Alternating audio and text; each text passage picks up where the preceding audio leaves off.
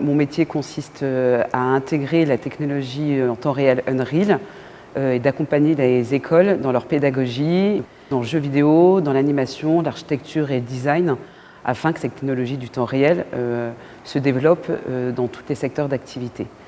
C'est une technologie qui vient du jeu vidéo, qui permet de pouvoir créer des jeux vidéo, le temps réel, et Epic, qui est à la base un studio de jeux vidéo, a créé ce moteur de jeu en temps réel pour faire ses propres jeux.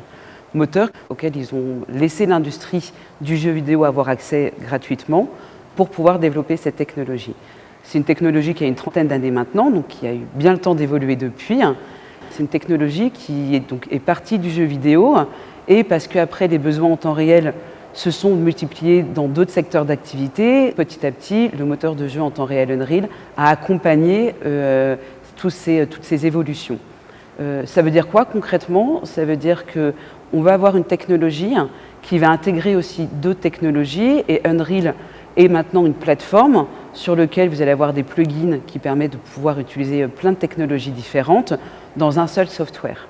Software qui va pouvoir sortir simplement du jeu vidéo et va pouvoir être utilisé dans l'animation. Et on voit typiquement en France les premiers longs métrages qui ont été faits sous Unreal Engine en animation. On le voit aussi dans les prods audiovisuels, dans les publicités et dans l'architecture beaucoup avec le logiciel Twinmotion et auprès dans le motion design. C'est un outil qui libère la créativité mais qui demande aussi en effet des adaptations. Ça demande des adaptations déjà parce que dans le pipe, dans un workflow, on ne fait pas un jeu vidéo comme on fait un film ou comment on fait un film d'animation.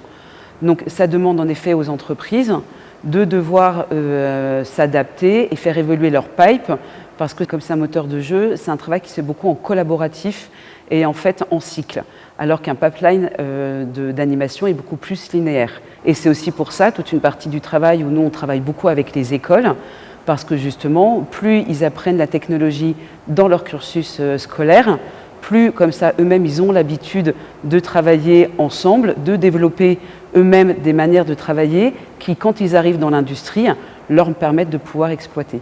Unreal n'est pas du tout un outil qui va remettre en cause l'humain.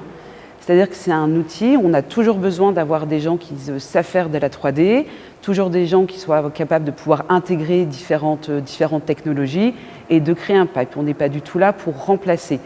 Par contre, ce que ça demande, c'est des changements d'adaptation. C'est plus en fait des changements dans le workflow prod que des changements vraiment en termes humains. En termes d'économie, on va avoir deux impacts principaux. Le premier impact, c'est que ça va avoir des temps de rendu qui sont beaucoup plus courts par rapport à du précalculé. Donc en effet, ça fait gagner un temps énorme, c'est divisé par 1000 ou par 10 000 le temps de rendu d'une image. Et après, la deuxième chose, c'est que comme les temps de rendu sont plus courts, et en fait, ça utilise beaucoup moins de ressources écologiques. On voit beaucoup des nouveaux usages parce que justement, on voit ce moteur qui va être utilisé pour faire maintenant du motion design.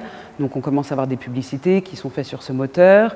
Il y a eu toute une partie avec la prod audiovisuelle, avec les murs de LED et donc de pouvoir projeter directement l'environnement. Donc ça, c'est des nouveaux usages qui apparaissent petit à petit.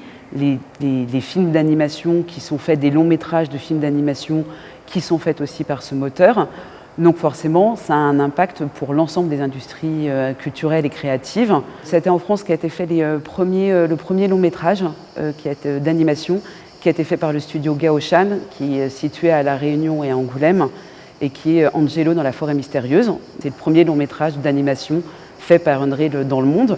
Donc oui, c'est quelque chose dans lequel on est assez fiers. On a aussi beaucoup vu les usages et avec Shard sur de la série animée pour les jeunes, qui a été faite aussi sur Unreal. Donc voilà, la France est un pays, parce qu'on a des écoles, on a beaucoup d'écoles et on a un vrai savoir-faire au niveau de l'animation, qui a permis en fait d'adopter très rapidement cette technologie, plus rapidement que dans d'autres pays. Et donc ça a permis très rapidement de pouvoir développer et proposer des séries ou des films avec Unreal. Les défis que nous avons, à relever en termes d'Education Advisor, c'est que le temps des écoles n'est pas le temps des entreprises. Donc cette nouvelle technologie existe, elle vient du jeu vidéo, mais former quelqu'un, ça prend 3 ans, 4 ans ou 5 ans.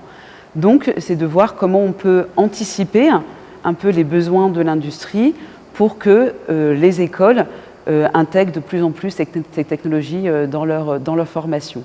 Parce qu'en effet, on voit des studios qui utilisent cette technologie.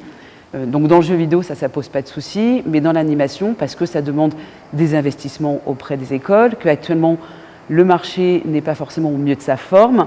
Donc, est-ce qu'on prend le risque de former des gens sur des technologies et ça prend du temps, c'est d'investissement. Et ce qu'on voit par contre, c'est que c'est une technologie qui est complètement accaparée par les étudiants et c'est eux-mêmes qui sont moteurs et qui, de temps en temps, vont voir leurs profs et leur dire hey, « nous, on a envie de faire un film sur Unreal » et qui viennent se battre et y a les professeurs qui viennent suivre petit à petit. Et ça, je trouve que c'est ça aussi qu'on a envie de pouvoir continuer à développer. Et c'est autant accompagner et les étudiants qui sont moteurs et aussi les écoles et les professeurs pour faire ça. Mais c'est un défi, voilà, parce que le temps de l'éducation n'est pas le temps de l'entreprise.